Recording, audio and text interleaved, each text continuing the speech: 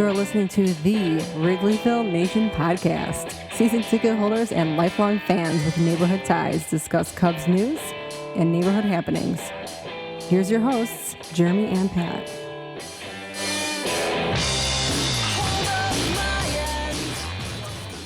Hello and welcome to the Wrigleyville Nation podcast. This is episode 297 of the podcast. My name is Jeremy Deemer and I'll be your host. I'm joined as always by my co-host. He's my cousin and he's high atop Wrigleyville tonight. How's it going, Pat? It's going.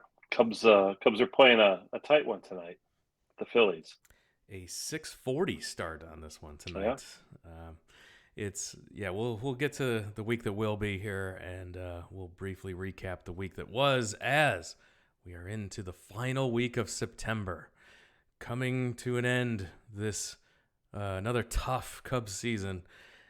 We'll get to a little bit about our podcasting schedule coming up for the next couple weeks. Towards the end of the show, we can't wait now because we have to talk about Cubs stuff, and we've got a guest on the line to do it. You know him from his appearances here, from his Blackhawks podcasts, and of course, everything at NBC Chicago. James Neveau is back to talk Cubs with us tonight. How's it going, James? It's going wonderfully, gentlemen. Really excited to talk all about the latest developments with Hayden Wesneski and Drew Smiley. And wait, I'm being told there are only 8 games left in the season after tonight. So I suppose we should pace ourselves to stretch the news out as much as we can. Very much so. Those are literally, one of those is a bullet, and the other one is just a bullet that says injury. So we'll get there. But yeah, Hayden Wesneski is his own bullet. We'll get there as well, because I do want to, rarely do we get some positive stuff to talk about here recently. So this is a good story to get to. We'll get there just in a minute. But first, I want to recap the week that was since we last podcasted. We've had a winning week for the Cubs, continuing to confuse us on what is the strategy as the Cubs took 2 of 3 in Miami, followed by 3 of 4 against the Pittsburgh Pirates, 2 teams that they're competing with to get into the draft lottery. Pat, what's going on? Well, I think it's pretty clear, Jeremy, that the Cubs are competing with other teams in the hopes of losing, but those other teams they're competing with are also hoping to lose. So the Cubs have some tough competition in the effort to lose. And Colorado, Miami, Pittsburgh, soon to be the Reds for 6 games to end the season. That's an odd way to finish the season, isn't it? Playing Cincinnati 6 games in October. Yeah. Thank you, players strike / stoppage. I was going to say, is this because we had a work stoppage? Yep. Like, it felt like 4 years ago, but I guess it was in March. Yeah, that's right. So 6 straight against Cincinnati, which will probably doom the Cubs. They'll probably be closer to 500 by the time we're done with this. But yeah, it looks like they probably will at best draft 10th, maybe 11th. And that's not sort of how we had envisioned it when the Cubs started off so terribly early in the year. It's kind of one of those things where on the one hand, you hate to watch your team just get drubbed every time out. On the other hand, after that's happened enough that you're 20 games under 500 and have no chance of competing, it's kind of a hollow time to start getting good, right? Like you'd rather do it like last year, where you're in first place in June, you trade off all your best players and you tank. Well, you tank and then you trade off all your best players and then you tank even worse. This year they did the opposite, and this is like the least fulfilling, I think, which is starting off really terribly and then winning to ruin any gains you might have made from a lost season, from a draft standpoint by winning at the end. And then the other question is, and we can evaluate this, but are they winning for the right reasons? In other words, are the players who you see as part of the Cubs' future the reason why the Cubs are winning now? Or are they winning with guys who 2 years from now will vaguely remember the names of? I think that's always an important point to note. Yeah. Well phrased, Pat. I like that. Yeah, let's take we'll take a little peek in here. Some of the highlights. Let's start with pitching, because if we look at the hitting side, to your point, Pat, I don't think any of those guys are here. If you're anyone not named Nico Horner and Ian Happ and from this past week is not on this team. Seiya Suzuki was so like out. A Patrick Wisdom hot streak doesn't help. Is not as important as had it been Seiya Suzuki, who's out hurt and or on the restricted list. He had a baby. Having a baby. He had a baby. His wife had a baby. So he's out, but he's the one you wanted to have the hot streak, and he was, in fairness, until he left. But that's the guy you wanted to see have a hot streak. You wanted to see Christopher Morel have a hot September, right? You wanted to see Nico Horner continue it, maybe Ian Happ. Those are the guys that you really kind of pull for right now. I think maybe you care less about what happens. I mean, at this point, I think Fremil Reyes is probably not going to be on the team next year. But the other guys, like if Jan Gomes or PJ Higgins has a good game, I don't know. David Bodie's had some good games, but again, in the grand scheme of things, if Michael Hermosillo has a couple of hits, those aren't the guys who are going to give you, I think, the hope for the future. So you want it to be the guys who you're counting on here. So from the hitting standpoint, it's been kind of tepid. But Jeremy, I think you want to talk about the pitching, which I think holds more hope probably than hitting. That's the only hope, and apparently this week we got to see the second major league appearance. Hayden Wesneski. James, are you as impressed as the rest of Cubs fans and Cubs Twitter are? He's looked great in these first two MLB starts. I'm being informed that throwing an immaculate inning is really good. It doesn't matter who it's against. So, I thought that he had one kind of start against the Giants in September, but his last two outings against Colorado and Pittsburgh, I don't know how you can look at those as anything other than, unqualified successes and something that kind of gives you, even more hope for the future. I know there was some controversy when he was acquired of what the Cubs gave up to get him and kind of, the attitude of whether or not they should be holding on to pieces who could potentially be part of that future. But you look at Wesneski and you can definitely see why the Cubs wanted to pull the trigger and potentially add him as a piece to this rotation. He's just got tremendous stuff, really good at getting strikeouts. I believe he's averaging about 9 per 9 innings or something like that during his time with the Cubs so far. Every time I see him pitch, I always think to myself, the quality young arms that this team has both here in Chicago and within its system, it's such a massive difference from the way they kind of handled their business during the kind of heyday of the Theo Epstein and Jed Hoyer regime, right? You never really saw the team have that young pitching talent moving up through its system. And now, yes, you got Wesneski in a trade. You also have Justin Steele, you have Keegan Thompson, you have Caleb Killian that they also acquired in a trade. There's so many guys that are going to be able to plug into spots in this rotation that you have to look at it. If they can make a big move potentially in free agency in the offseason, the rotation is going to be a strength of the Chicago Cubs potentially. It's kind of wild to think about it after the way that things have been structured in recent years, but it's hard to come to a lot of other conclusions. And it's going to be kind of interesting to see in the offseason how it ends up shaking out, especially with guys like Adbert Alzolay and with Thompson. But there's a lot of really interesting arms in this system. And Wesneski almost seems like he has the best potential out of the bunch. After those two starts, he went 13 and a third innings, 13 strikeouts to only 2 walks, 3 earned runs, both quality starts. So, yeah. Definitely. And, it was against Colorado and Pittsburgh. But, that stuff would play against a lot of teams, I feel. Yeah, in fact, I have 2 points to make. One a positive one and one a pessimistic one. And the positive one is based off what you said, James, which is people can scoff at the notion that Cubs pitchers or even hitters or whomever, in September are playing against some inferior opponents, and therefore their success isn't really, is illusory and not tied to reality. And I reject that point. I think, let's face it, this is a league of teams that are bums, right? There are bum teams all over the place.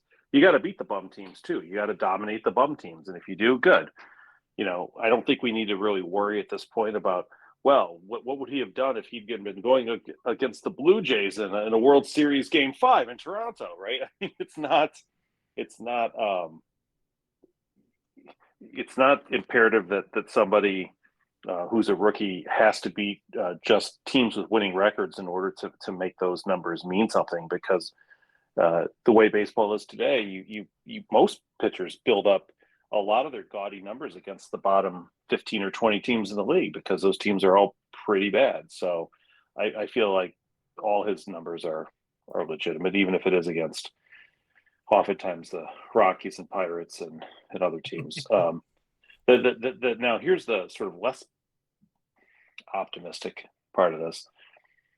When you look at who the Cubs pitchers are that have performed well, I think Marcus Stroman's kind of pulled it back together after kind of a rough start. Yeah, after that rough start, he's really been good. Justin Steele obviously is sort of the bright spot of the season. If you look at it as a lost season, he's one of the reasons why you're like, well, maybe it's not completely lost, right? Keegan Thompson, is potentially a valuable piece somewhere, in maybe not as a starter, but somewhere on this team. And I see stats like, oh, the Cubs have the second best starting pitching ERA since the All-Star break, or in September, or whatever, all those types of numbers. The thing that concerns me a little is that I look at Drew Smyly, and you can even combine him with Wade Miley, right? Combine those two guys, 29 starts between often. Two of them. It's yeah, fun Smyly to say. And Miley, yeah. Right? You combine those two guys, they've started 29 games. They basically combined to be one durable veteran starting pitcher. And they've been great when they pitched, really great. So much so that if you combine them into one pitcher, they're basically, wait for it, and this is just one stat, there are plenty, you can argue with, but let's just say ERA plus, right? They're basically Jacob deGrom this year. Now, I don't think they're as good as Jacob deGrom. Nobody does, I don't think. But that's sort of the output they're getting, and they're not going to be here next year probably. And when they're not here, do you really have to look at this team that's going to finish about 20 games under 500 and say, okay, we have to replace a Jacob deGrom just to get back to where we are now? It's an interesting question, and I think that there certainly are some free agent options that are going to be available. I'm not really sure, how excited you're going to get about potentially giving $30 million a season to Carlos Rodon, or potentially signing a guy like a Noah Syndergaard to a contract. But I suppose I hadn't really considered it to that level. And it gets worse. I'm not done. Oh God, there's more negativity coming. No. You throw in Adrian Sampson, who I hope is the next Fergie Jenkins, but I don't know, right? He's been fabulous as a starting pitcher, so much so that when you take all three of those guys and you put them together, you've got 47 starts, which is like basically the equivalent of two not so durable starting pitchers in your rotation, who are excellent. So you look at the performance, and this often happens. You get better players, but you look and say, why are results worse? Because they are getting some outsized performance from guys who, frankly, none of us probably expected. A 30-year-old Adrian Sampson, a 33-year-old Drew Smyly, 35-year-old Wade Miley was the disappointment because he only pitched 8 games. But when they've played well, and that is something they're going to have to make up somehow. When they get the chance. Now, they also, I guess, conversely had Kyle Hendricks stink for 16 starts overall with a 4.80 ERA. So I mean, there's some ebb and flow to that too. But when they look at next season, I don't think you're going to expect to get the numbers you got out of those guys. So you're going to have Stroman and Steele, and you hope to get them to reproduce what they've done. But then you are going to need some more help, and maybe Wesneski can be part of that. Maybe Adrian Sampson has found himself at age 30. If you were a Cardinal, we just assume, yep, he's going to be really good until he's 37. Yeah. He's got another 7 years of this. We just don't expect that to happen as a Cub.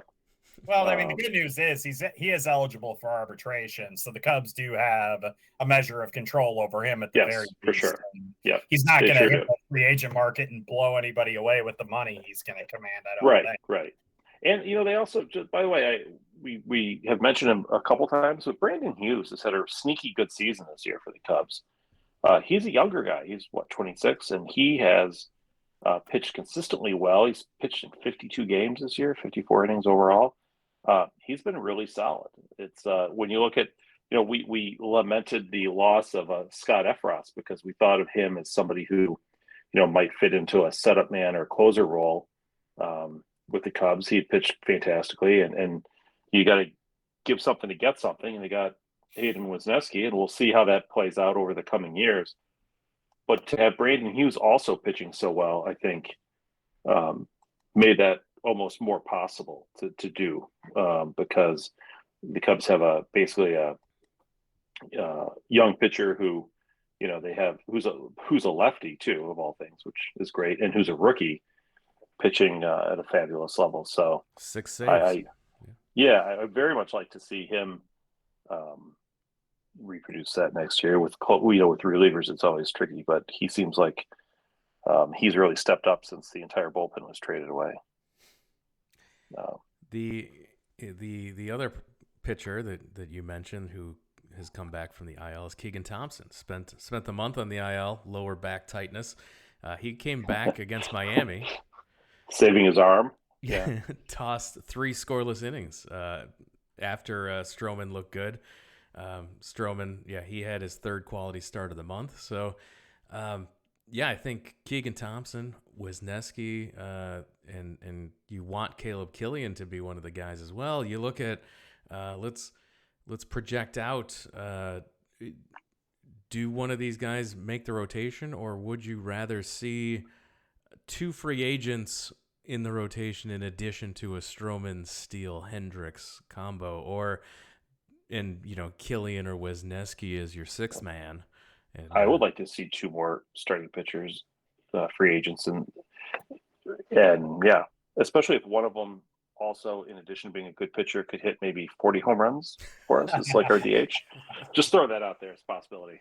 It brings up a very interesting question about Kyle Hendricks then, where you do have to wonder, will they have to keep him out of necessity to be able to afford to go out and make the changes they're going to need to make in free agency when it comes to their lineup and their hitting? Because I think that's where the lion's share of your investment is probably going to have to be made. But at the same time, if they are, serious about potentially contending in 2024, they do have to go out there and get kind of that frontline starter. And as optimistic and bullish as I've been on Justin Steele and am on Hayden Wesneski, I'm not confident in saying that they're going to be like, that potential ace type pitcher. So they may have to go out and spend that money to do that. And that does take away budget from other areas. So I think that, do you think that they have to keep Kyle Hendricks out of necessity then, just so that they could save that money and put it towards their lineup? That's kind of some of the calculus they might have to make. I think you could look at it this way. If the Cubs are going to get one high quality starting pitcher, could they then get away with, I think you're saying, a Kyle Hendricks, who they owe $14 million to anyway? Who would have ever thought that would have been an albatross of a contract at the end? But it is looking like that. Or do they try to re-sign a Drew Smiley, or more likely a Wade Miley because of his injury, and he's 35 and maybe for less money, but just to give him some veteran support? Because I 100% think that Hayden Wesneski, great guy, but so far, but 2 starts, no way can you count on that as as your number 3 or 4 starter. Not if you're serious about competing. Sure. If you're looking more at another kind of slow build, towards 2024, I think that it's okay to potentially give him 3rd or 4th starter innings, but to bank on him guaranteed to be that 3 or to potentially be more than that, no, you're absolutely right. I think that you can't do that no matter what you've seen him do in the limited sample size that he has. I think a good starting pitcher a guy on a 1-year, prove it deal, including maybe somebody who we already have on the team like Wade Miley. Or maybe you give Drew Smiley, say, hey, look, we'll give you more money than you would normally get, 33, for a short-term deal if you can. Might not be able to, but who knows? Depends on how the market values him. And then, but I say only if you're spending that money on Trey Turner or some other, free agent position player who's going to be a significant upgrade. I don't want them to cheap out on pitching and on hitting. How about that? Oh, that doesn't sound like the Tom Ricketts I know. Don't get one starter and say we're going to rely on Alec Mills and Adrian Sampson and Kyle Hendricks and Wesneski and Caleb Killian and 3 other guys in AAA and all the, don't tell me that and then also say and we're also we're going to let Contreras go, but we're going to replace him with like a mediocre hitting, decent catcher, and then we're probably going to get like a B or C level outfielder or middle infielder and call it a day. That would be a very big disappointment. I think they really need somebody to pair Nico up with in the middle of the field. They've got shortstops again, probably for the last time in a long time. Many to choose from. God knows they've got holes at first and third. They may want to fill on the cheap. Everyone, so Nico's in the infield. The rest need to be filled in. Yeah. That's brutal. That's a lot. And if people are serious about this guy who's never played an inning of Major League Baseball, the Mervis kid at first, and if they really are feeling that Wisdom is somebody that can chug along and play at least a significant amount of bats at third or at first or somewhere in the infield, then you absolutely need another all-star in the infield next to Nico, like a Trey Turner, somebody who's a real difference maker, or else you're going to be bad. Boy, it would sure help to have a guy like Wilson Contreras stick around to provide some offensive punch, wouldn't it? Yeah. Speaking of the Cardinals. If they signed Freddie Freeman last year when we begged them to. Definitely we were screaming for Freddie Freeman and Marcus Stroman. That was what we asked. You weren't screaming for Frank Schwindel to stay at first base. It's just first base is such an important offensive position. You just have to have a first baseman who can hit, right? Or else you're not really a competitive team. Yeah. All the good teams have a good first baseman. And for the Cubs, they took a chance on Schwindel based on 2 months. There's a guy who was red hot for 2 full months, not 2 starts, 2 months, right? And Rookie of the Month twice. Yeah, twice. And yet, there you are, right? Like, it's a cautionary tale not to get too high off of small sample sizes. Guys who are old, in particular, who have never really succeeded. And I'm not going to drag Adrian Sampson into my Frank Schwindel conversation, but there's a reason typically why a 30-year-old who doesn't have a long track record of success is where they are. It's usually because over time, the league has figured them out, or they just don't have the talent, or whatever.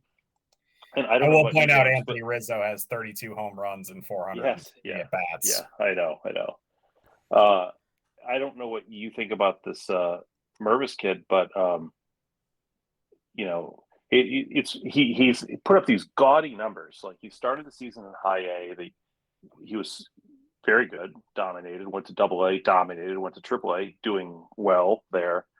And yet he's not a top 100 prospect in baseball. He wasn't undrafted, and in so many respects isn't somebody who's just on the radar or hasn't been on the radar of talent evaluators, including the people who follow the Cubs all the time. Like, you didn't see him in a top 10 or 20 list starting the season for the Cubs or anywhere near that, right? He wasn't, I don't think he even hit very well last year. So he just kind of came out of nowhere. What do you make of that? He came out of nowhere. He's never played in the majors yet, but is that somebody you feel comfortable saying we're going to give him first base, or give him first base with a little support from a platoon with somebody else? Or is that too much to ask?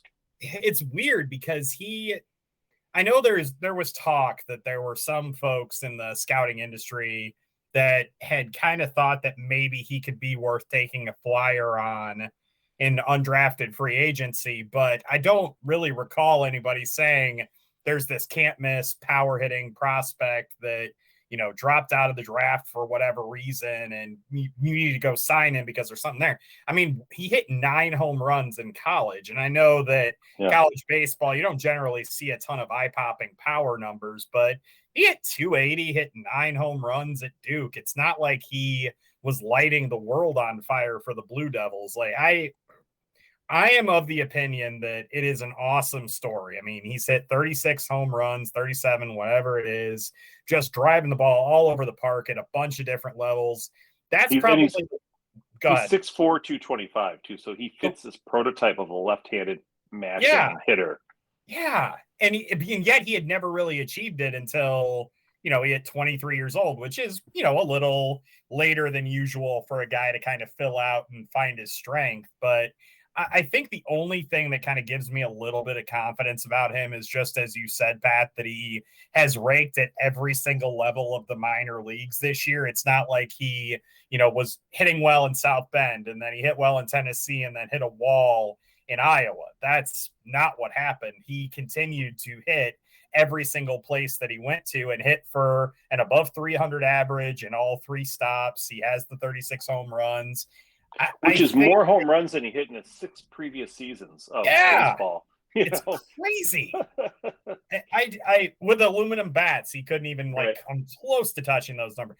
I don't think he would hit like 4, 6 home runs. I mean, he wasn't. Doesn't it seem like it's I mean, it's straight out of the natural. Did he get shot or something at some point, or no? I may have missed that story. I don't know. Yeah. So what do you? So you think? So how do you?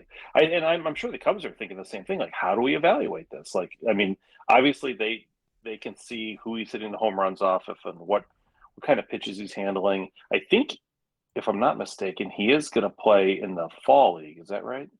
That is correct. Okay, so that's good. He'll be there with Brennan Davis, another guy that I'm going to be fascinated to see how they exactly handle him next season. Do you bring in a veteran guy who's on the older side and bring him in on a shorter term deal potentially? Like, do you go out and I'm looking at the free agent list for first baseman, and it's basically Jose Abreu, it's Brandon Belt, and Josh Bell, I think, is pretty much like the guys you would be looking at. None of those really, I don't know, ring a bell for me in terms of, signing. I mean, it's not like the options are great in that regard. Yeah, Josh Bell scares me. Abreu's going to be too expensive and probably get a multi-year deal to stay with the Sox. He'll probably stay with the White Sox. I can't imagine him leaving. No, I think, knowing the Cubs, they'll try to do something on the cheap, maybe with a Patrick Wisdom, and try to play him at first base. It can't be any worse than he is at third. And if not, maybe they will go out and get some sort of minor contributor to help out. Maybe a right-handed hitter. Maybe a right-handed hitter. Just something to kind of hedge their bets a little bit. Hey, Trey Mancini's a righty, and he's I think only 30. Yeah. I mean, I could see the Cubs doing that and then finding out that Contreras, in fact, is going to take that qualifying offer, and then they get stuck having too many people. Because if Contreras could play some first base as a right-hander, Mervis could play there as a left-handed hitter, and Contreras could catch twice a week, maybe. I don't know. Maybe be the catcher for a pitcher here or there. Like Maddox used to always have. And then maybe play some DH. I don't know. That might be wishful thinking. I see a guy like Mervis, and I think about Anthony Rizzo's first couple of seasons here and the ups and downs and going back and forth. Yeah. And his progression definitely not linear, and so anything you do, I hope that they prepare for the fact that it's not going to be a Christopher Morel situation where you're just going to stay up here and ride it out no matter how good or bad you are, because this is a down season. Hopefully they have contingency plans for him to play, but not be their only option at first base. You can't have that. Yeah, I think people forget, especially like you said, Jeremy, with Rizzo. I mean, maybe people don't know. He came up with the Padres. He was awful. Like he was like sub Darwin Barney awful. They played him for a couple months, and he was so bad they sent him back down. And when the Cubs brought him up, he did very well that first 2012 year. But in 2013, he stunk comparatively. He and Castro both. That was probably the most depressing year for me as a modern day Cubs fan, because the two young up and coming guys who are supposed to be great were both terrible. And then he came back and he was very, very, very good the next several years. So yeah,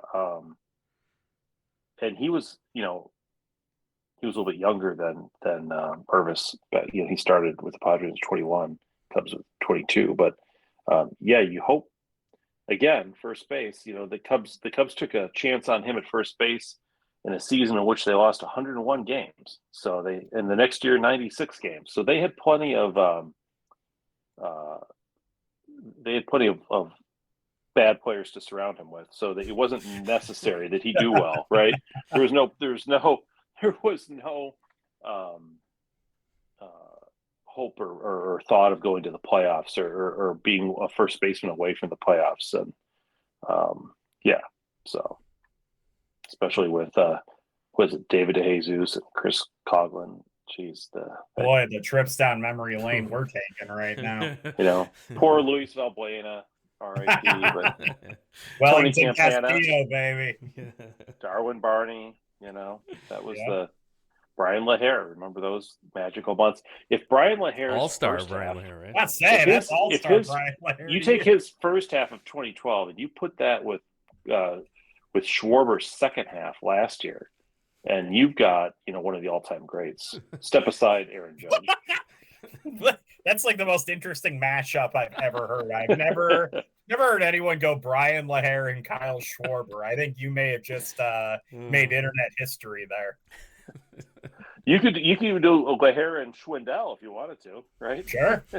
With his second half last year, but this thing went off the rails quick. It did. This will be one of those discussions. I'll pull it back on talking of the injury news I did want to touch on here is Nico Horner. I mentioned he returned to the lineup tonight, starting at shortstop. This is a great sign. We were very concerned last week discussing his injury. When I heard somebody mention Tommy John, I almost got physically ill. That's dangerous, Yes, this is great news. But were you concerned that he is coming back instead of just shutting him down for this last week and letting him DH or something? Yeah, this is insanity. If he is hurt, then this is insanity. But maybe he's not anymore. Maybe it wasn't nearly as bad as they thought. I don't know. It's the only hope I can think of. I mean, if you're at all worried about that elbow, playing him at shortstop, I mean, we've mentioned it probably 6,000 or 7,000 times on this podcast. He's basically the only guy that I want for certain penciled into an infield spot next year. And if that's the case and you're playing him with a bum elbow, you ought to fire the entire front office and training staff if that's the case. Like, you cannot be playing games with this kid right now. And besides, you'd be better off probably not playing him because, again, go to Tankathon. The Cubs are 10th. They're 10th right now in terms of their record. That is not where they need to be right now. They need to improve their odds. Get Hoerner out of there if he's hurt, man.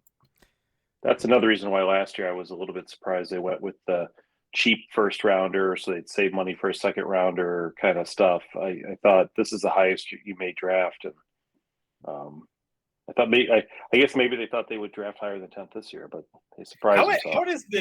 Can you guys, like, I'm going to show my hockey fanness here. How does the draft lottery work? Is it literally every single non-playoff team is in the lottery to potentially get the number one pick? How does that work? No. I thought it was only the bottom 7 teams or something, right? Yeah, there is a cutoff for the bottom teams. I'm looking at Tankathon right now, and it says the Cubs in that 10th spot have a 1.8% chance of getting the number one overall pick. Huh. So apparently every team Okay. that doesn't make the playoffs the White Sox have a 0.5% chance of getting the number 1 pick. Wow. Yeah. Okay. So yeah, 18. Yeah. So of the 18 teams, there's the odds are spread out across there.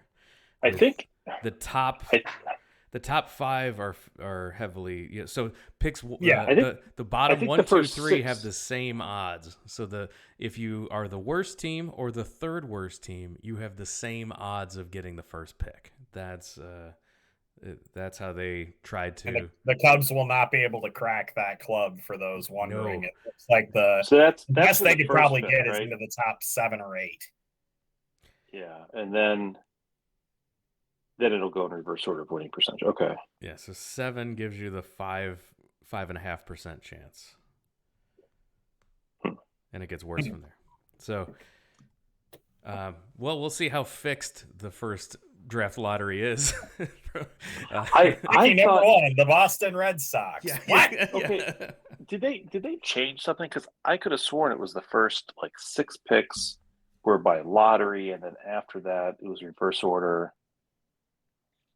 Did they, in the midseason, did they come to some sort of with the players? Did they change that from where they were at when the season started? I should know the answer to that. Yeah. According to Tankathon, teams have any team that doesn't make the playoffs has a chance to pick in the top 6. So it looks like it's probably the top 6 picks are lottery, and then the rest, 7 through 18, probably go by winning percentage. Then I would think Maybe that's it. Okay. Okay. That's what it seems like it is. Well, let's hope for a Patrick Ewing moment where the Cubs get the first pick. The Cubs whoever have that might be. an envelope. Yeah, who might be the first pick this year? I don't even know. So that's the baseball draft isn't quite the same as the NBA and NFL even. I'm already looking to the Connor Bedard sweepstakes in the NHL, so I have paid little attention to the MLB draft prospects. I'm falling down on the job here, boys. No, I'm with you. I'm trying to figure out how the Hawks lose enough games to get into the Bedard sweepstakes. That's trade everyone. I remember hearing something about the Crosby sweepstakes about 20 years ago. I don't know if that's that was the fixed lottery where the Pittsburgh Penguins got Crosby. The Penguins, picking. Just imagine if they had won the draft lottery in back-to-back years and would have gotten Ovi and Sidney Crosby.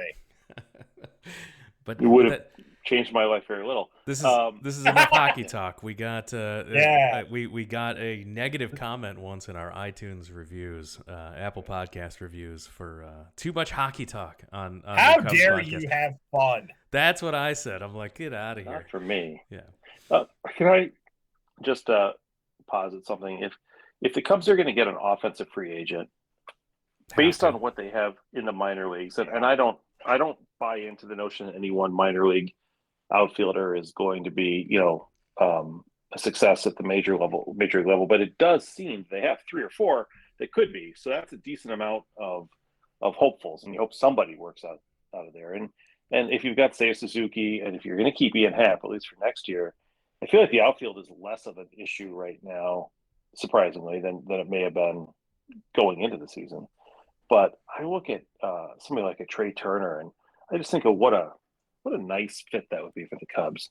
First off, he's a shortstop who may ultimately play second base. I mean, I don't know. He's a little bit older than Nico Horner, so he's like 29. So I can see that happening. But he's got speed, which I really appreciate. And the idea of having Hoerner and Turner, both of whom, can steal a base, can go from first to third.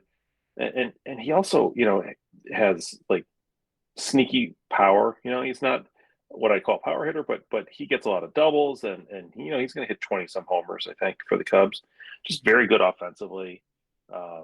He's a guy who, defensively is a positive, WAR kind of guy, but maybe not as good as Hoerner. But you could put between the two of them. I can see a scenario where the Cubs all of a sudden have 9 WAR in their middle infield or something, or 10 WAR, And Yeah. that would be awesome. Like that would be a nice core to have, especially if any of these younger players can come up and develop, whether it's Mervis or Brendan Davis, who we had high hopes for, or any of the other guys, the other outfielders who are behind them, PCA or any of these guys. It would be really nice to have those two guys up the middle like that. His average has dipped a bit this season, but I'm not overly worried about that. He's still hitting 300. It's not like he's, falling off a cliff or anything. And I mean, how many opportunities are you going to get to add a 29-year-old 2020 guy who, as you said, Pat, could probably play either position up the middle of the field? Like that seems like a win-win to me. I think that if I were to design like kind of an ideal Cubs offseason, he has to be, for me, top of the list. I know that a lot of folks want them to go out and sign a guy like a Carlos Rodon, and I'm sure there are going to be a ton of teams clamoring to sign him, but I think that Turner would make such a massive difference for the Cubs lineup just immediately, and how well he would fit and all the things that he does well. The one thing I really don't want to see the Cubs do, and I've seen this floated way more than I really want them to. Can you not sign Aaron Judge? Just don't do it. Like I know everybody's like, oh, he hit for so much power, Wrigley. He's also 30 years old and he's a behemoth of a man. I don't see that ending well. No, I don't think that's what I would like. I think a Turner Ohtani combo would with some other minor moves would really potentially put the Cubs in position. And I can't believe I'm even saying this, but to be competitive next year, especially as we've seen, like the Cardinals are all 50 years old. It seems like the Brewers have kind of really faded, but Ohtani as a starting pitcher and as your DH, oh my God, with Turner and then some smart moves, in the bullpen and around the infield to shore things up. The Cubs could be in a good position. To not be a joke. In this division, you can be competitive real quick. You can turn it around. There, like you just mentioned, it's a one-team show, and that team isn't super scary in the Cardinals.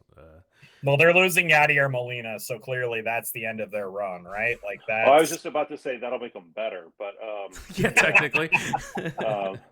Well, now that we've said that, they're going to sign Wilson Contreras and devastate us. Well, that's the thing. Like losing Contreras is going to be painful. Although, it feels like, what was the point of not trading him? Did you guys go over that at all? Yes, we've done that podcast 10 times since the trade. I think actually I was on that post deadline show, and we were like, what? Yes. Ohtani and Turner would be worth probably 14 to 15 WAR for the Cubs. That's a game changer right there. Can you imagine what they'd have to give up to get Ohtani, though? Players, probably. All of any. I don't know. Yeah, if anything not nailed down, pretty much. Pretty much. I would give them every single player the Cubs acquired for Yu Darvish. I don't think that the trade would be a problem. It would be the extension that Ohtani would want that would be the problem. Yeah. Problem for who? For the Cubs. I don't think the Cubs would be willing to give him that extension that he. Are you out of your minds, Cubs? I think Daddy Warbucks could do that, right? I mean, he gave Jed Hoyer the checkbook. All Jed has to do is write the check. He said so himself. Yep. How much do you think Ohtani's going to get?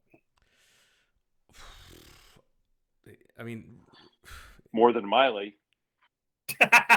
Wow, that's a hot take. It's going to be so much.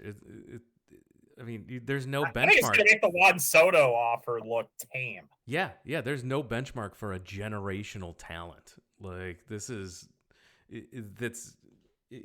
unbelievable to add that to your franchise. Like it's amazing that it's even a possibility that someone could do it because the Angels are so screwed up. That is this a thing where the Cubs are pulling a Yonder Alonso to try to get Seiya Suzuki to convince Shohei Ohtani to come here? That would be amazing. I'm up for that too. I mean, the Cubs are in an interesting position because on the one hand, there are a couple, excellent players away from being a decent team.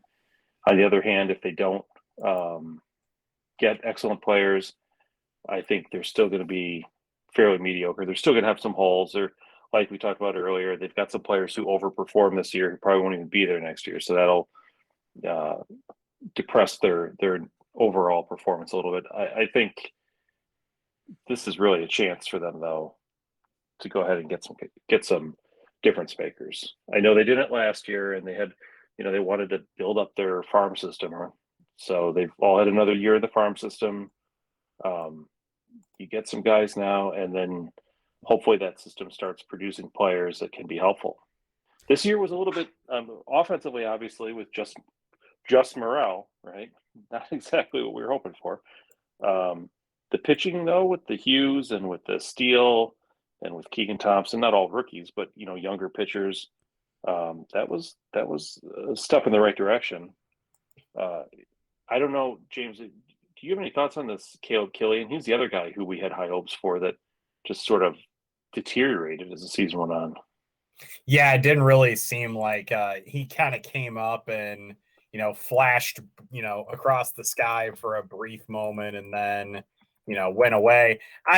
With pitchers, I always kind of look at it where I'm not going to freak out too much if they kind of struggle in their, first taste of the big league life. I know that he had a couple of rough outings for the Cubs, but I look at what he's been able to do in the minor league level for the most part, and I'm pretty optimistic. He did in Iowa this year, did put up, I think it was like a 4.4 ERA or something like that. That's not great. You want him to be dominating in the league that isn't really known for, giving up a ton of offense, at least generally. I think with Killian, he definitely is fallen behind a guy like Wesneski and behind Steele in terms of my estimations of their starting pitching depth at the prospect level.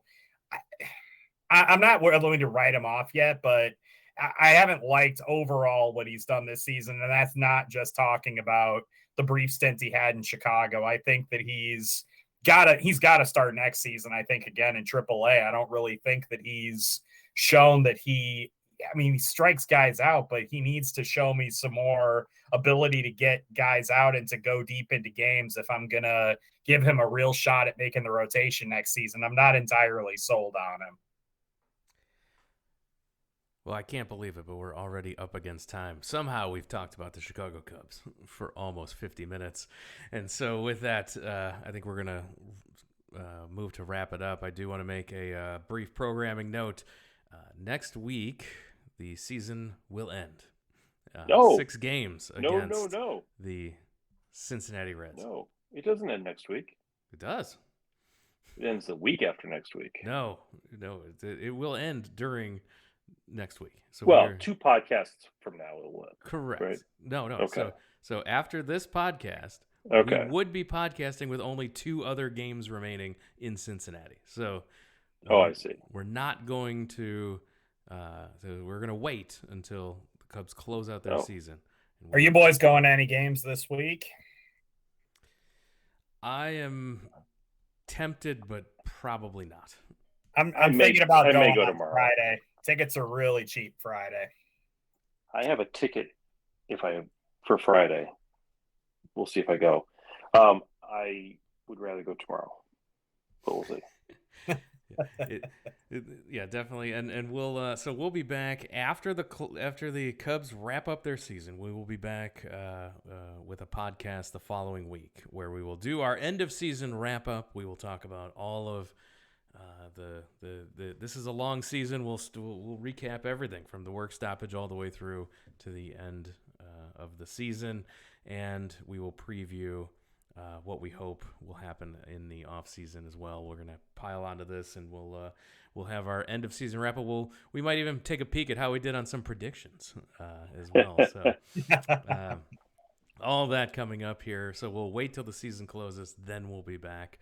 So with that, we are going to wrap it up. We're going to call it a podcast. James, thank you for joining us. Please remind our listeners where they can find all your work, and with Blackhawks season starting, how they should listen to your podcast.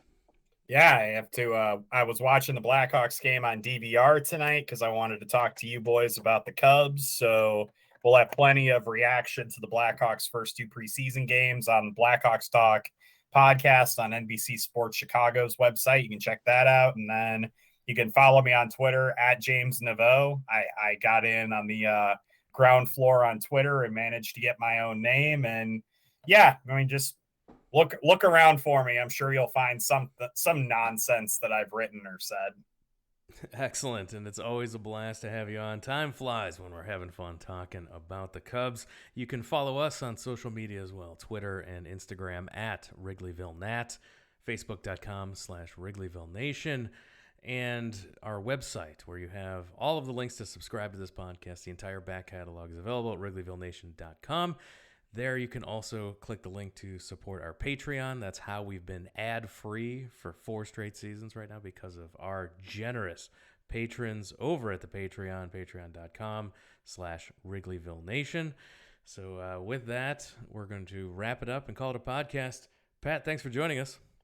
Hey, Jeremy, it just dawned on me. We're just like about 20 minutes away from having no possibility for playoff baseball in Chicago. Just so you know. Yes. Miguel Cairo got ejected for the White Sox tonight, so they're going to have to do it without their beloved interim skipper. Yeah. So it's going to be an interesting offseason. But I appreciate your sticking with it, Jeremy. Yeah, no, thanks everyone who's sticking with it, listening to us. We'll be back, and we'll talk to you again next time.